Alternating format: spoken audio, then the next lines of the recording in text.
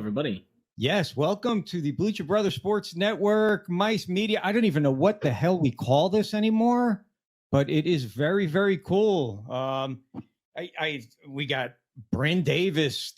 What is your? Are you the Emperor, Vice President, CEO? The fucking maestro, the maestro, brother.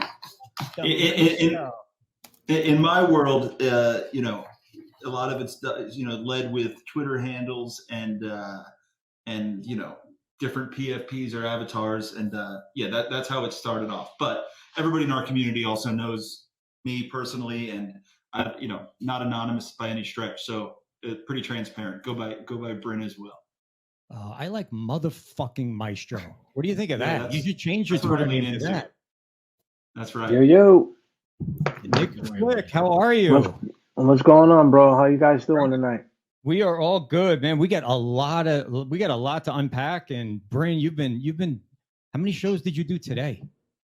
A bunch, man. We just did a huge one with Joe and Eric and Tony and all the guys over at No Filter, which was great. And then we do a ton of stuff in our world, so it's a lot of Twitter Spaces. We have some big events coming up in the U.S. and over in Europe that we're doing some public speaking. So based off the success of last week in our world, a lot of doors opened very quickly. All right, so I have to ask all three of you, and I already saw some in the chat. How epic was that intro? People said it was epic. It was long, but the longer the intro, the less show we have to do. It makes it easier. We get to go home early. But did you, Bryn? Did you see the intro? Did you catch the mice? The whole thing. I caught the whole thing. I loved it, and if it's anything like a Twitter Space or anything else, I think it gives people time to get in. I think it was perfect. I wouldn't change a damn thing. Beautiful. That's what she said to Antonio Brown. Anyway, not to me, but yeah, that guy's out of control. All right, so hey, let's start. I got a lot of questions here, and Duncan's on a hard out. I didn't know what he texted me. He had a hard out. He's got shit to do tonight, so not a hard on, a hard out. Yeah, you have to bring him up to speed with the 20. I had the second century. I whatever this English, dude. I don't know what you're saying here. My kids walk around all the time like, "Dad, I'm AFK right now." I'm like, "What does that mean?" "I'm away from the keyboard. I can't play the game right now." "Come on, Dad. Come on, Dad." I'm like, all right. So how about you do your math homework? Let's start there. All right. So we all know, and if this is your first time watching the show, welcome. Knock. We may bring you on later for some questions. Duncan, you're monitoring the chat, right? I'm in the chat. I'm a chat machine. All right, cool. Beautiful. My record is 27 or 26, 7-1 in my NFL locks this year, including last weekend. I had a great weekend. I was 4-2, but then Duncan pointed out he went 5-1 this past weekend on his NFL locks. I was with you, AJ, 4-2. 4-2. How did Jacksonville win that game? There was a point at the end of the first period where I tweeted out, if you have Jacksonville plus 70 right now, you're in good shape. I made a couple dollars on Jacksonville. Did you make money on Jacksonville? I have faith in Doug Peterson. I had faith in the Jacksonville defense. So okay. I rolled with that. I think they've got a little something going on right now. Bryn, are you a big football guy? I know you got to be an Eagles guy because you're a Phillies guy, but are you a big football guy or just an Eagles type of? No, I'm a big football guy. This year was I was definitely the most, had the most in the peripheral going on, but mostly an Eagles guy, definitely an NFL guy, maybe more of an NBA guy. Really? A Sixers guy? Sixers. Of course, I'm a Sixers guy. Yeah, and I think Philadelphia is a basketball city, is almost as much as it is a football city. I think in terms of playing sports in high school and college. I didn't play, but the high school and college scene for basketball is pretty robust in the Philadelphia area. Really? But over the Eagles? Yeah, man. If I had to say go on an NBA championship or a Super Bowl, I think I would say NBA championship. Really? Yeah, man. I can't help it. But doesn't Philly? I mean, when the team is bad, don't the Philly fans kind of lay low? But when the team is good, whether it's the Flyers, the Phils, the Eagles, or all entirely wrong. I think we're louder and a little bit more ruckus comes when the team's not good. I think that's kind of our MO. I think we like hating as much as we love loving. That's what makes us special.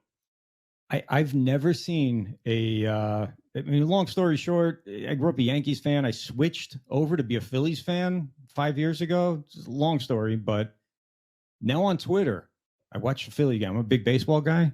I've never seen such bipolar fans in my life because one pitch, they can want to burn the stadium down, and the next Definitely. pitch, they're in love with the team. It's absolutely they're absolutely crazy Philly fans. I love them.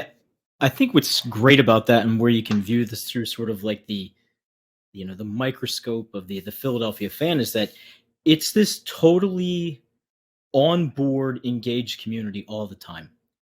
If something is really good, it gets pushed to the forefront. If something's really bad, it gets talked about, and then it kind of gets put over here. We'll bitch about it a little bit, but we want to push what's good and push what's good. And Mice, what they're trying to do is the same thing. It's like, we're going to get everybody involved. We're going to get everybody on board. And if you got something going that's awesome and that's hot, shit, that stuff's going to skyrocket. If it's not so much, you know what?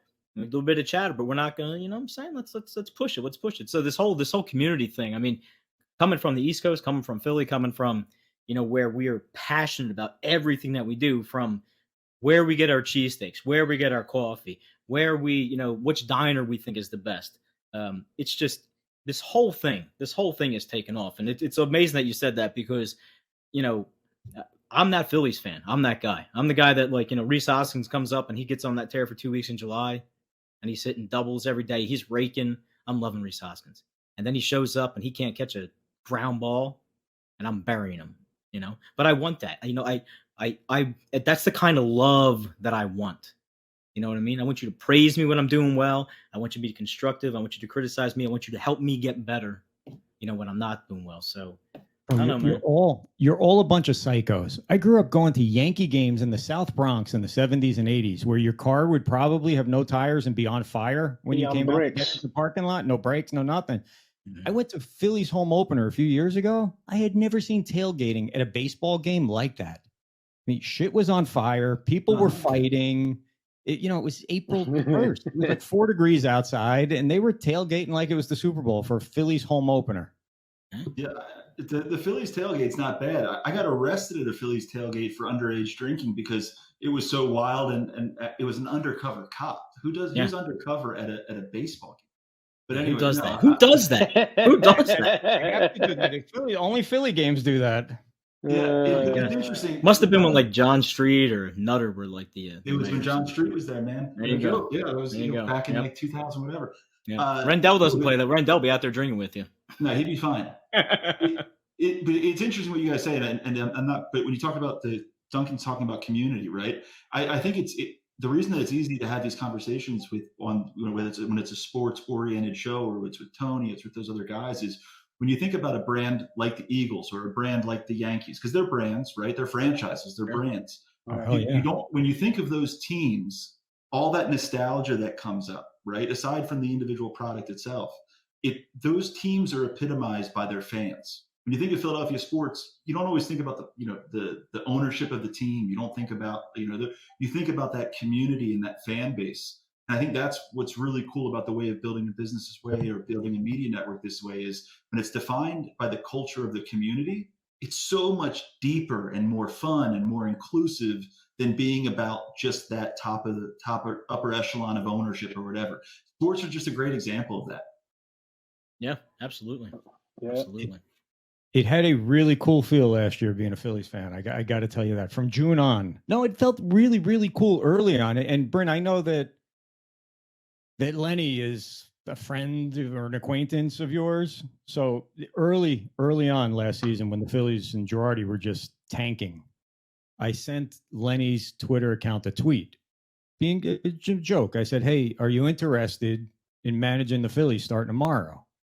So the reply back is classic Lenny reply on Twitter: "How much does it pay? And is there a drug test involved?" And from there, it took off to the point where we had a rally scheduled at Dolan's bar, and Lenny was going to come to town, and there were people tweeting this like crazy. I don't remember if it was ESPN or CBS. Somebody picked it up and wrote an article about Dykstra wanting to become the manager. Could you imagine that? No. Not in the condition that dude's in. That the whole thing be a wreck. Yeah, but the reason with Lenny, right? I didn't know Lenny until recently. It's not like he's a long time friend by any stretch. But we talked to him on air, and I talked to him through text and personally or whatever. And what does get me excited, or what I do love about Lenny, what intrigues me about him is his spirit, right? Because if you go back before the headline Lenny, right? The Lenny in high school, where the scout showed up. I think it was the Mets scout showed up at his high school tryout, and they asked where Lenny was to Lenny because they couldn't believe that the guy was 5'8" or whatever he is, and was the the scouted player that he was. And he said, "I'm Lenny fucking Dykstra, and I'm the best fucking player here, whatever." That will to win is, I think, what carries through. It made it got a little bit out of control, but like anything he does, a lot of times he wins the game. He told me was to win the game before it starts, and that's what he tried to do.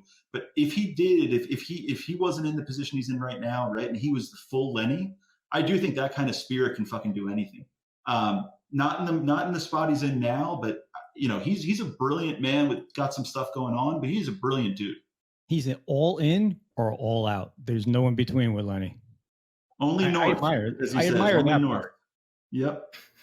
Well, all right. So let's throw this out there to you Philly guys. I know, Nick, you really don't have skin in the game now in the NFL, but the Eagles and the Giants. Now, I had assumed that the Eagles are just going to steamroll the Giants, but a big time Philly guy told me yesterday he's not so sure. So what are your thoughts from you Philly guys? I mean, I don't know. At the beginning of the season, I got a bunch of brothers and we're on a big group text, and everybody gave their predictions. My predictions for the Eagles at the beginning of the year was to be 8-12. So I was fantastically wrong. And everything has gone so out of sort for the Eagles for me, and everything's gone so well recently. I think we got it. I think we can take them. I think we can take the Giants for a third time. What do you think, Duncan? Yeah, I don't think you tried to recreate the wheel in this game. I think you just go out, you play your game, and they take care of business. I mean, they're Daniel Jones is playing at a higher level. Saquon Barkley's a little healthier, running around. But if you put the game in Jones's hand and make him beat you by throwing the ball, you'll be okay. You'll be okay. They've had problems this year with unfortunately, like scrambling quarterbacks that when shit is broken down for whatever reason, like Tannehill cut them up for a couple yards. The kid from Indianapolis cut them up for a little bit. It's things like that. But it's just one of those instances where just don't outthink the room. You're the better team. You have better talent. You're, far superior at the skill positions. Go out, play your game. It's a division game. You're going to get, back and forth for a little bit, but, it'll open up and, they'll probably win by, 10, 11 points. It won't be as close. They'll cover. I think it's like 7.5. Yeah, they'll cover 7.5. Like I told y'all last week, them Giants have been scraping away, you know what I mean? Yeah. And they've been doing it. Daniel played a good game last Sunday. Really good. He was running the ball like a madman himself. Yeah, this is plays. This is 2 weeks worth of rest. I mean, even Gannon. Sometimes rest isn't good, dude. Yeah, they needed it though. This team needed it. They definitely needed rest. Sometimes rest hurts you. I got the Eagles covering. Daniel Tiger says rest is best, man. Rest is best. I got the Eagles covering -7.5. That's my first. Duncan, you said covering. Nick, you taking the Giants to cover this? Homer. I mean, I got the Eagles circled. I ain't gonna lie. I got the Eagles circled here, but I don't know. I just think the Giants have been playing pretty good, and they've been. So you're hedging your bet. All right, Nick is hedging his bet. That's what he's saying. I'm on the fence. Bryn, do you want to go on record with a pick here? We do this, and we roll pretty good. We got a following of people that they can at least buy a pack of cigarettes with the money they're making off our picks. I think objectively, I would tell you. I said 8-12 in the beginning. I think they cover handily. I think this is going to be one of those ones where you get so much momentum coming out of the game, you think they're going to just ride right through the Super Bowl. I think they take it by at least 10. All right, cool. There we got it. So we got 3 Eagles. We don't know. Nick. We'll get back. I'm going with the Eagles. I got them circled here. So we got 4 Eagles right here. Bryn, I have some questions because I've been watching you and listening to you for weeks now, and I had a conversation with you on the treadmill the other day. And I don't want to go down the road that we went down and that you've been talking about for hours upon days and weeks. Yeah. But I want to find out a little bit about you, and I think you know people want to know a little bit. So we have a lot in common. You used to own restaurants, correct? Yeah. Yes. I fucking love restaurants. That's one of my favorite things. What kind of restaurants do you have? What's that? Gotta have food? Yeah. Fat ass mode, I said. That's right. No, so I got done college, or I was in college, and I saw. I'm not a chef. I'm not a food guy. I'm not even a restaurant guy, and that sounds crazy, but I'm not. I was never a great restaurant owner at all. When I was in college, I saw, that was back in 2000. Let's just say 2001. And there's this big gap in the marketplace where everybody was moving and doing a lot more things, but there was no healthy options. It was just your McDonald's. If you wanted to drive through and get food in 5 minutes, you had to go through a McDonald's, a Wendy's, Burger King, whatever. So I thought, why not kind of flip the script and infuse that with all healthy options? And I started at 23 years old. I'm 38 now, so it was like a 14-year run. We started off, I had no money at all. And if you're from Philadelphia, I didn't have any capital. I thought we raised some, but we didn't. The guy backed out. So I wrote a letter to Pat Croce, the guy who used to own the Sixers. And in fact, Pat was like the Mark Cuban before Mark Cuban. He was like close to a billionaire at the time. And I was like, I'm not going to be able to get this guy's attention. So I knew that Pat was a huge pirate collector. He's the biggest pirate collector in the world. So I bought this treasure chest. I wrote this big letter, burnt the edges, put it in there, had it sent to his house so that when he opened up the treasure chest, it all came out. It was wild. And, his advice was, start as small as possible because the mistakes are cheaper when you start with just proving that minimum viable product. So we started with just smoothies and popcorn and $12,000 to open the first restaurant. And then that catapulted into getting to around 10 restaurants in Philadelphia area. And at that point, opening restaurants is cool, but it wasn't that excitement. It wasn't that thrill. It was the same thing, opening restaurants over and over again, which was great. But I wanted to do something a little bit different. And I thought, why not give this same opportunity in areas where there is an opportunity?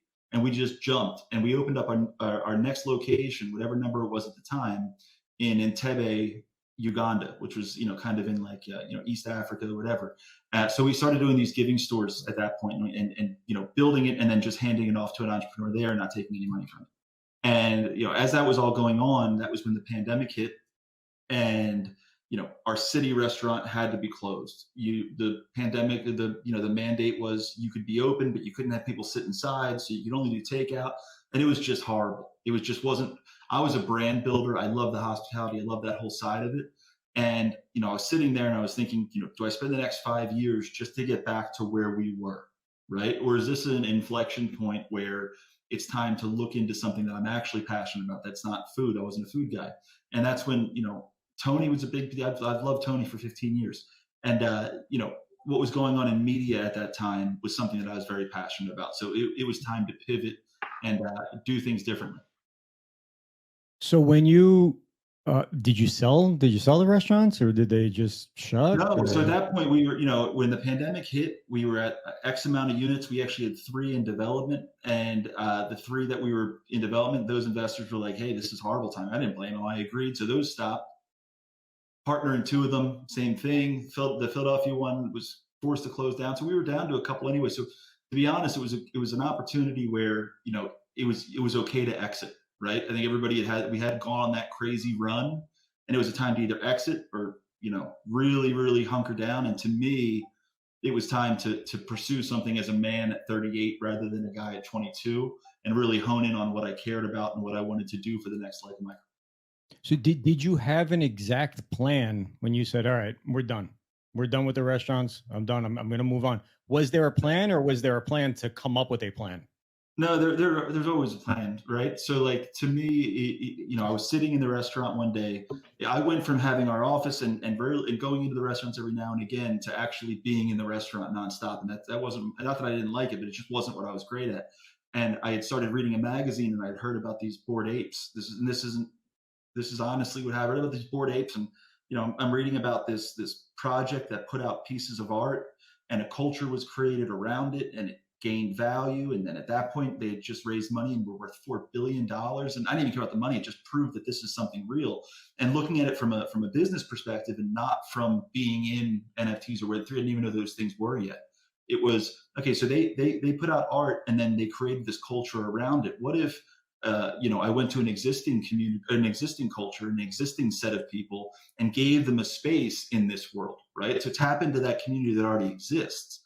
And to me, it was, we were at the height of cancel culture at that point in time.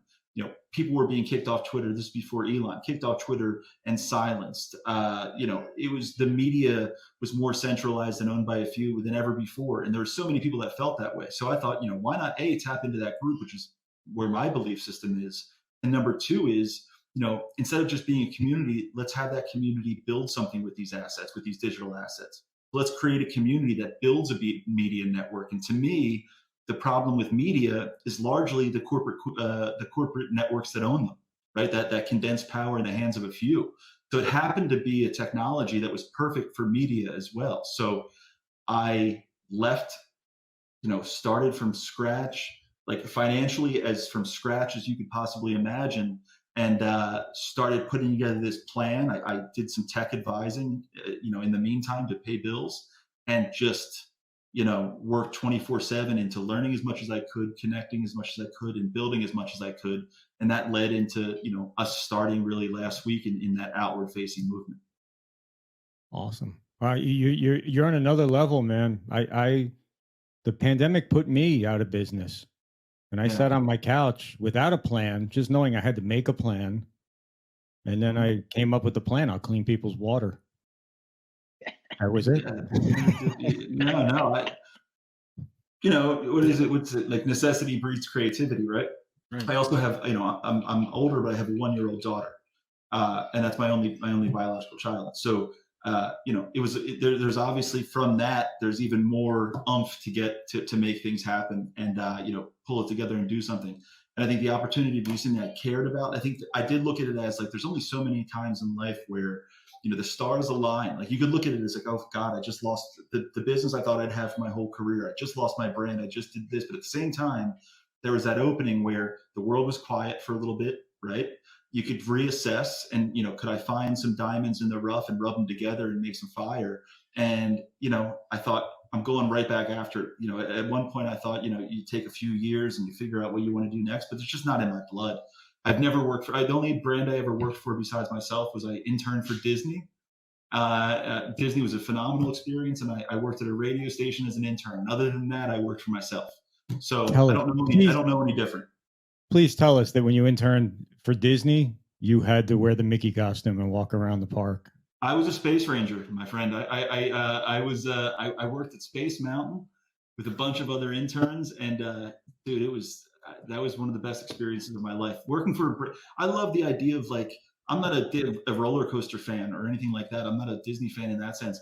The fact that one man's idea manifested into something so large, that is what just crushes me every time. That's the emotional connection to the brand. So that's really, why I love that brand so much. So what can you tell us about all those secret tunnels underneath the park? Oh, dude, those are real. That's no joke. And it's not underneath. All of Disney, the Disney park itself, Magic Kingdom, is the second floor of a building.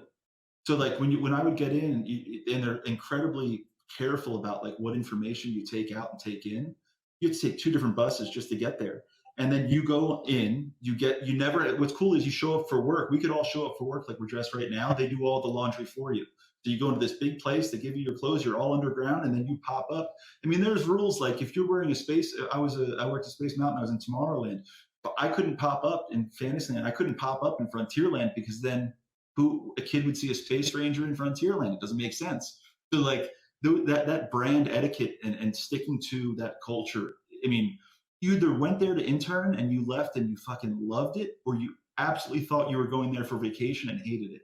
I went in knowing it was like military boot camp before a corporation. What do you mean popped up? Like Shakira, like a Super Bowl coming out of the floor? Yeah, but those tunnels were designed to get to each of the area of the park faster or something, I think. Oh yeah, totally. Yeah. Right? So you'd pop up, like when I say pop up, like, so if I worked in Tomorrowland, there'd be entrances right near where you need to get out. You couldn't go on the other side of the park and walk across the park dressed out of character. So yeah, all that little stuff. And like when I went there, just seeing things like Pat Croce. When I got there, it was Michael Eisner that ran the company with Lee Cockrell and another guy underneath. And I wrote letters by hand to all the executives trying to like get some FaceTime. Ended up getting some FaceTime with Lee, who ran all of Orlando. And that is a relationship I still have today. So it was a cool network building experience. You know what's great is Michael Eisner's going to be writing you a letter soon, wanting to FaceTime with you. Dude, I would love it, man. Eisner was the magic behind it. Walt built a park and all that. Eisner turned it into everything we know of Disney now. He was a magic man too. All right, can you do me one favor? I will clean your water for the rest of your life, but if he writes you this letter and you agree to meet with him in one of the tunnels and take me and my kid. We'll just stand there. We won't say anything. We got to be in the tunnels. Dude, don't ever take your kid down there, because you go down to the tunnels and you'll see like a Mickey head, like the costume on the ground. But what's bizarre is with the brand culture with Disney is you'll see that, right? And it's kind of, and one of your friend's roommates is actually the person who's in that costume. However, the second that costume's on, even the people that work there are all talking to Mickey as if it's this fictitious. It's like the weirdest culture you could ever imagine. It's like they're sprinkled with pixie dust. It's the corporate buy-in is just unreal. All right, so college kids interning, underground secret passageways. How much shenanigans is going on under there? Dude, I heard a lot. The year before I got there, Playboy this back when Playboy was bigger, the magazine was huge and all of that. They did their top 10 party schools, and the Disney college program had been, I think, number 2 or 3 in their top 10. And after that, they shut it down. That being said, it was college without classes. Like everybody partied, you'd wake up, you'd work at an attraction, and then you'd go home. And it was like euphorically fun, like bizarrely fun. And there's so many international students. It was like a big party. Did you ever see Antonio Brown running around in nothing but a Mickey head down there? No, but the cool thing about Disney is everybody that's famous has to go to the same Disney. There's not a special Disney for famous people. So like every day, there's famous people that come through. So like back then, Michael Jackson, like he would rent the park at night. So some nights it would just, the whole fucking place would be for Michael Jackson and his entourage. And you could there's also really cool people like Evander. What's something like that cost for the night? Dude, I used to do know something ridiculous like that. Now it would be, because that was 20 years ago, so numbers were so different. But I know you could, if you run it just Tomorrowland, it was something like 40 grand or 100 grand. Those two numbers pop out. But Michael Jackson was just on a different planet. Like that was he was like bigger than a megastar to even Disney. Icon. Yeah, he was just another level. Yeah. So if like Marky Mark and the Funky Bunch and their kids show up, 9 o'clock in the morning when the park is open, are they getting special access under the tunnels to the other side to avoid getting mobbed? The only special access they get is Disney's rule is that every single guest should have the same, nothing's bigger than Disney. So every guest should have the same Disney experience. If you're so big that you're not able to have that experience, then they'll give you special access because you're not able. So it's not like they're catering to them so much as, like, for one of the weird ones is Bruce Springsteen. He was one of the few, and I'm not a Bruce Springsteen fan. I don't really know much about Bruce Springsteen. He was one of the ones that would come in through the back door, and Shaquille O'Neal, Shaq was another one because he's so fucking big. He stands out. He couldn't put on a baseball couldn't miss cap him. and blend it. No. You couldn't miss that guy. He had the best reputation, man. He was so good to people. His reputation was just enormous with cast members. Wow. So when you're interning there, and I didn't expect any of this, but this kind of fascinates me. Yeah.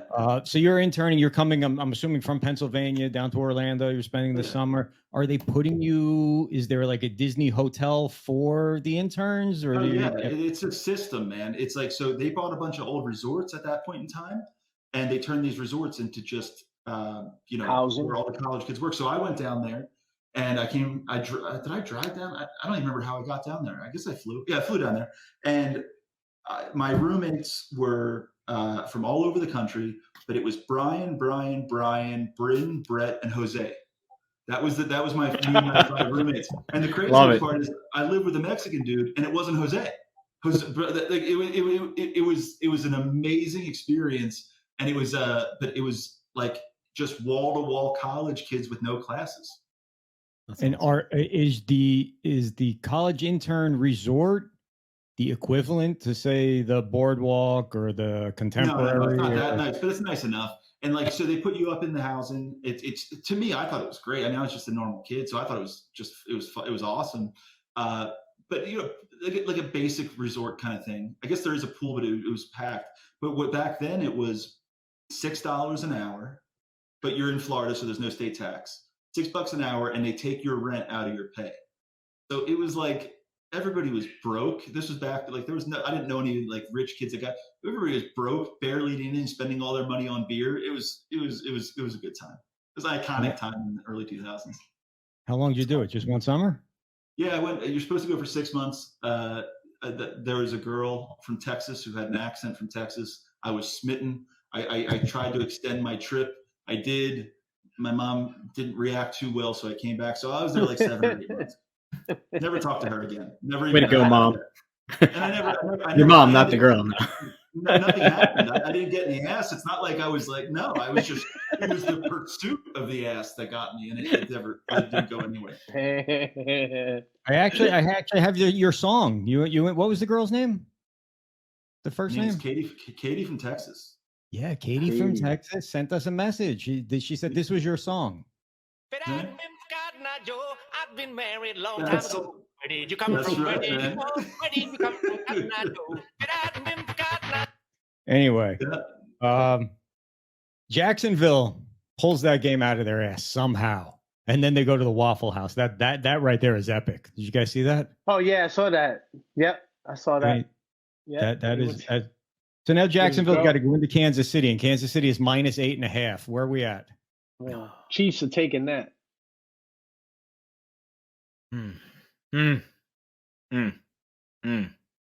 Yeah. See, I don't know. Peterson knows Reed's offense. I mean, obviously it's Mahomes. Conventional logic says you take the Chiefs at home. Oh, no doubt. But it's playoff time though. Mahomes ain't playing. Yeah, I don't think you play around with that too much. It's sort of like the Eagles. Yeah. Yeah. Plus, Andy's good 17-2 coming off a bye, something like that in his career. Good run for the Jags, though, but it's going to end.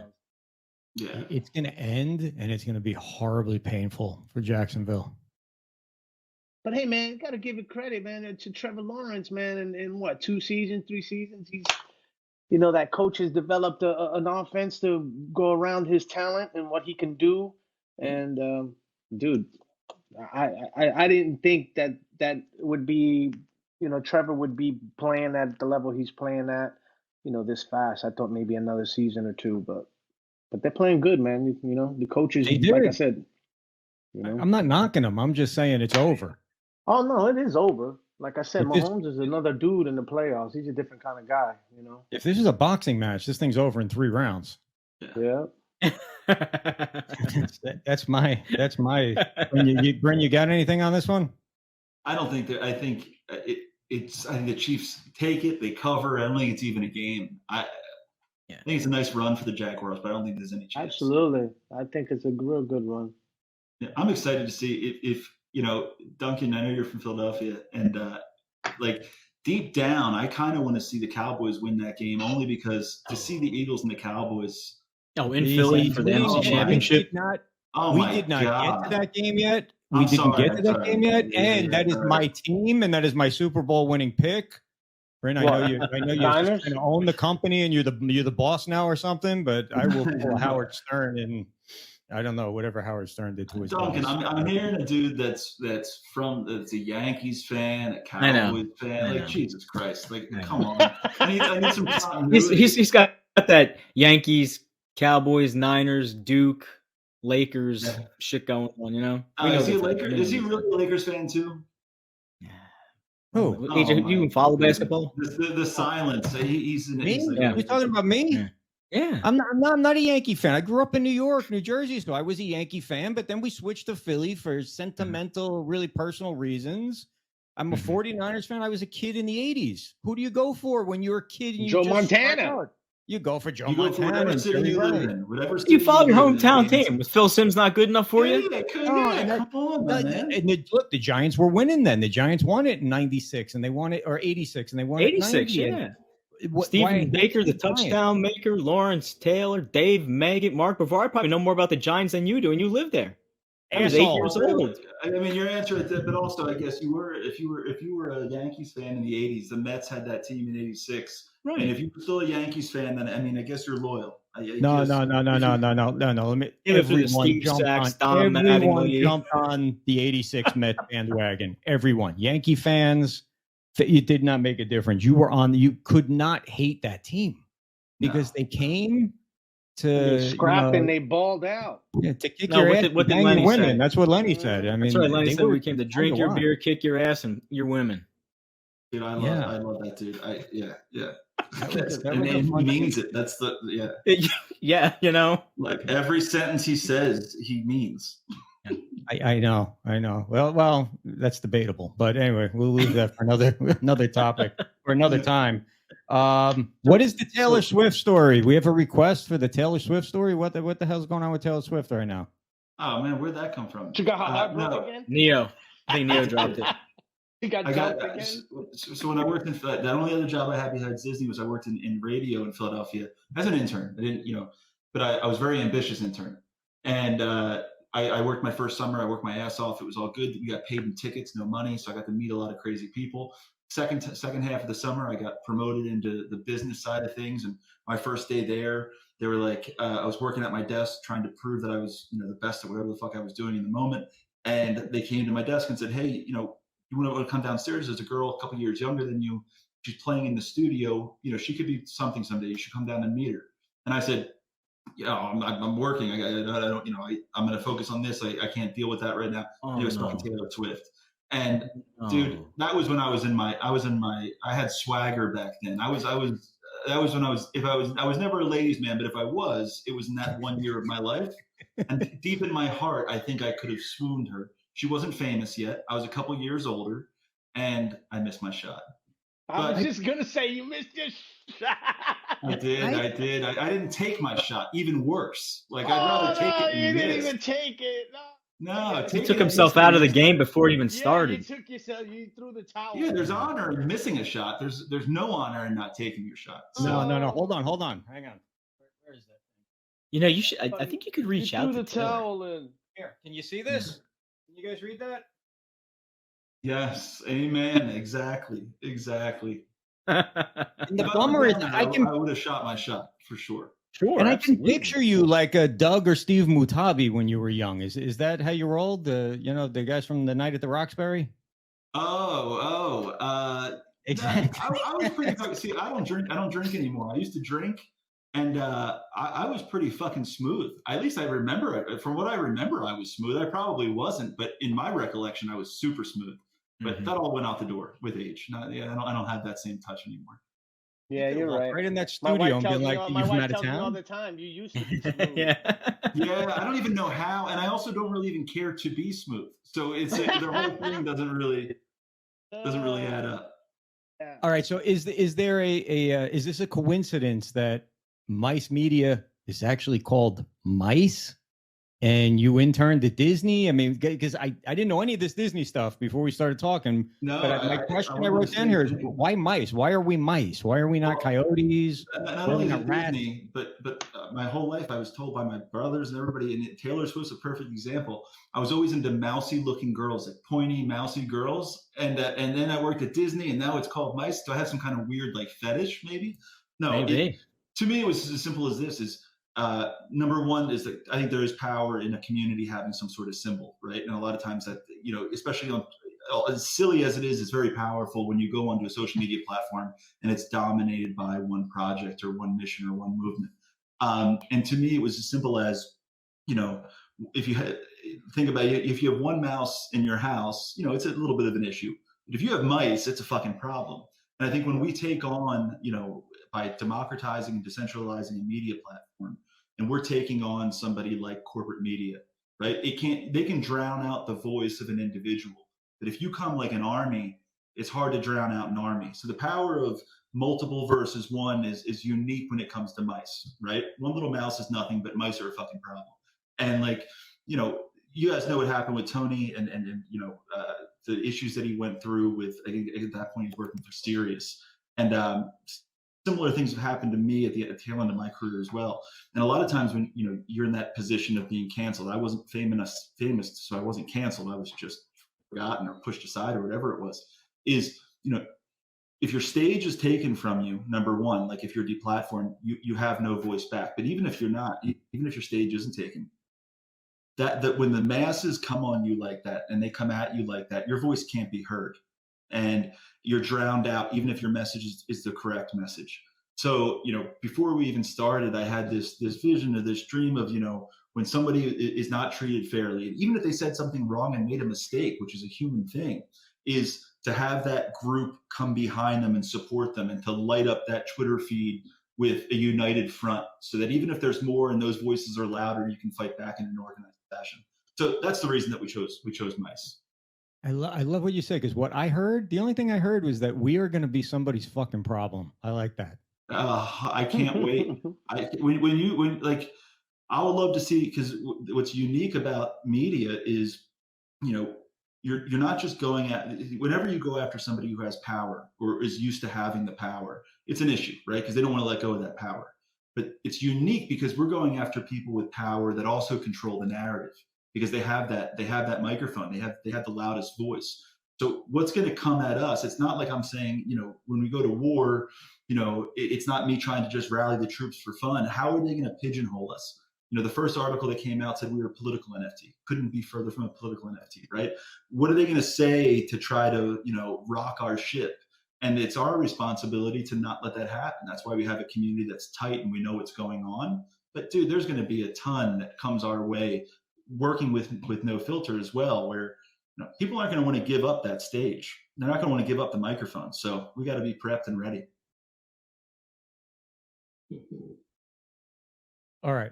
Let me, I got a couple of more questions for you, but let's hit Buffalo, Cincinnati. All right. And I'll start it out, because that's what I always do. Maybe I should just shut the fuck up and let one of you guys start it out. But I really thought Cincinnati was going to come into this thing and just steamroll everyone all the way to the Super Bowl game. And that obviously went out the window last week, where they barely beat a team with no quarterback. You got Buffalo's given 5.5. So with that being said about Cincinnati, Buffalo barely beat Miami, and Miami had no business being even in that game. So Miami played pretty damn good. But I'm sticking with Buffalo. Cincy money line. You sticking Buffalo minus 5.5? Yeah. Bryn, you got a feeling on this one? McDermott's a Philadelphia guy. He went to my high school before me. I would love to say Buffalo, but I've gone with who's supposed to win. I've gone with every time. I think the Bengals take it. I think they take it outright. Smoking Joe Burrow. Double D. Supposed to be rain with a little bit of snow, a mixed 35 degrees, precipitation kind of all over the place that day. I just think Cincinnati is built for this game. I think they've learned from last year. Joe Burrow is a phenomenal quarterback. He will take what you give him. He doesn't need to run.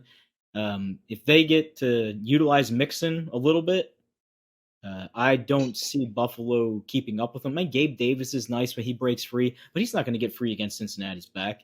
Stephon Diggs, I mean, I'd love for him to show up for a game, because he's killed basically every DFS fantasy stuff I've had for the last 4 weeks. He's been non-existent. I mean, yeah, but 6 for 116 finally after so many weeks. But yeah, I think that, like Bryn, I think that Cincinnati, they're going to win. Cincinnati's going to win. I love the story of Buffalo, love the Hamlin thing, all that kind of stuff. But Buffalo struggled against Miami, man. This, if any game they're going to be up for, if any game they were going to come out, be on fire, go aggressive, be after things, should have been last week. And they should have fine-tuned things going at it. And the fact that Cincinnati had a difficult game where they actually had to have this little war of attrition versus a division rival, really duke it out with an undermanned Baltimore team.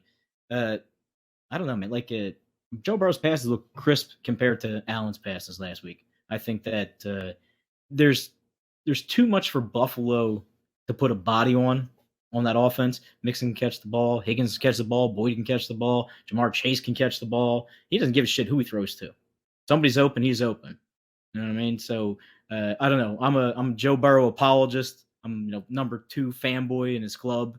I just think he's cut from a different cloth. I just like the way he handles his business. So emotional or not, like Reese was saying, Cincinnati's going to win this game. May win by half a dozen. Won't be like, super duper blowout, but that Cincinnati will take care of it. It won't be. We won't be sitting there with like 2 minutes left in the fourth quarter going, "Oh my God, is Buffalo going to come back and win this game?" It's going to be fairly secure at that point. Yeah, I got Cincinnati as my, I guess my 1B lock. I love Cincinnati this week, but I don't love them as much as somebody else. So you get right before this show, Bryn, you guys announced this merger between Mice and No Filter.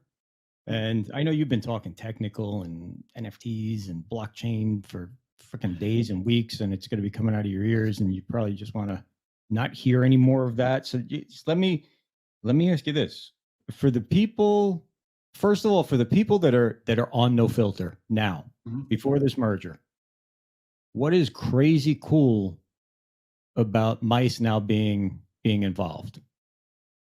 So one thing, just to clarify, so it's a partnership. I'm sorry, a partnership. Yeah. So I don't want the No Filter's rocking and rolling. There's nothing there. I think eventually the beauty is that partnership could turn into something where there's maybe more overlap, but there's no stepping on toes by any stretch.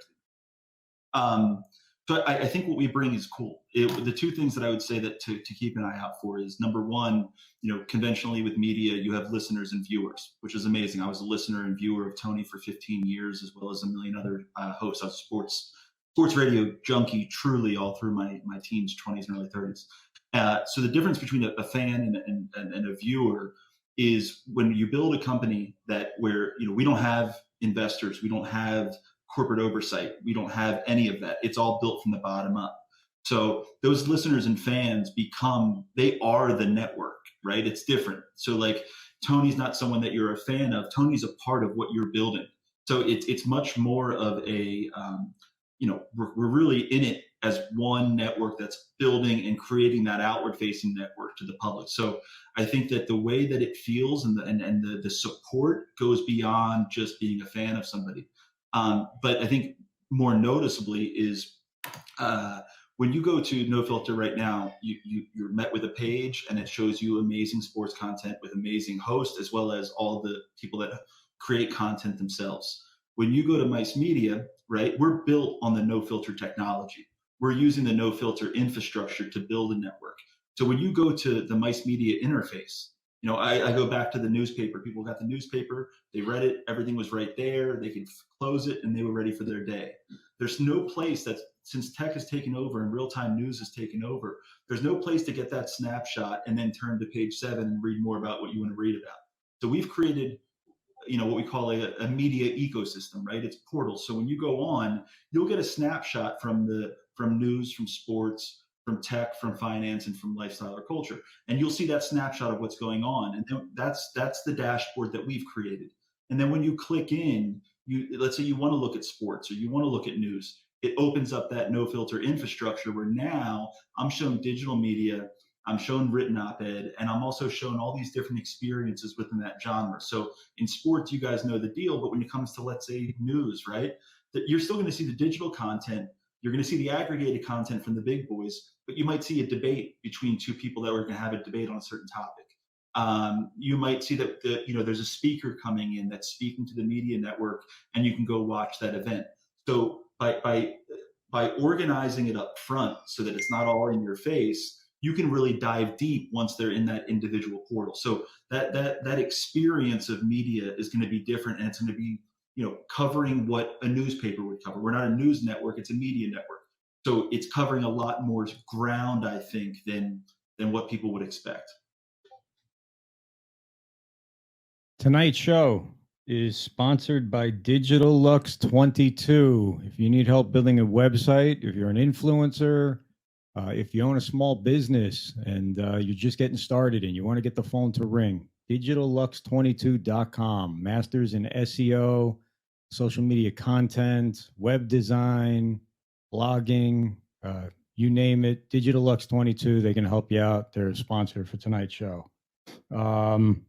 Last game on the list, Bryn already kind of jumped on this one, but San Francisco, Dallas.